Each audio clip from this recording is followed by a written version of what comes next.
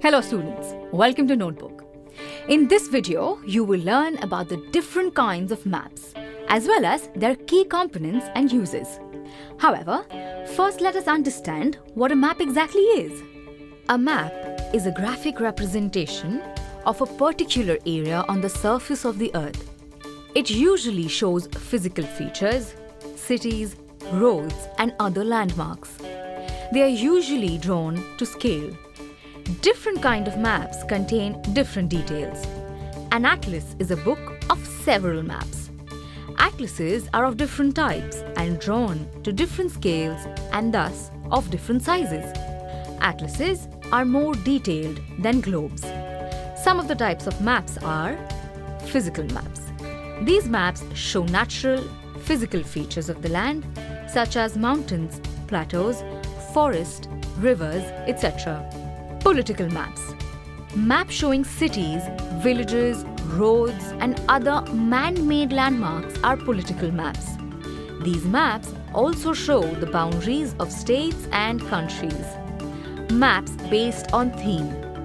Certain maps show a specific distribution of a feature or condition, natural or man-made.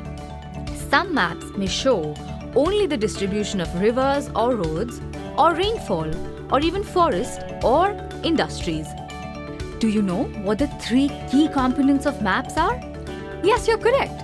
They are distance, direction, and symbol. Distance. Scale is the ratio of the actual physical distance of the ground to the distance shown on the map. Let us discuss with an example. Let's say the distance between your house and your friend's house is 15 kilometers. If you represent every kilometer equally, say take 1 centimeter for every 5 kilometers, you have to represent 15 kilometers over 3 centimeters of distance on the map.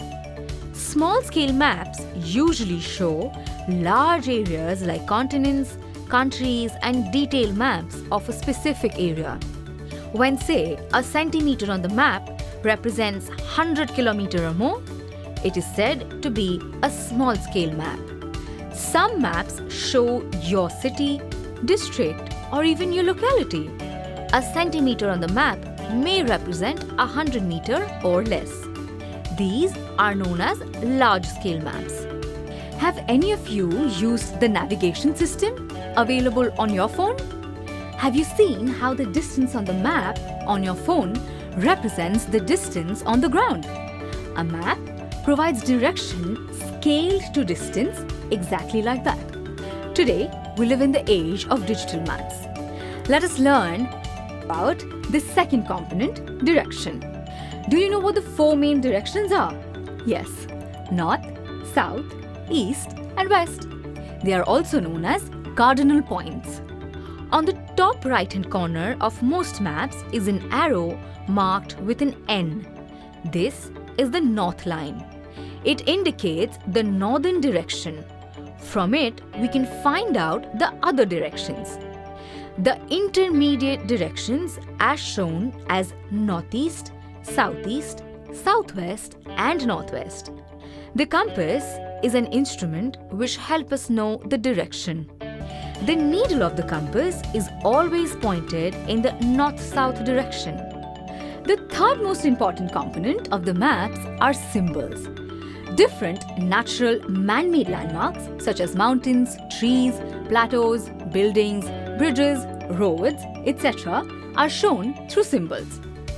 Symbols are shown by letters, colors, pictures, sketches, lines, etc.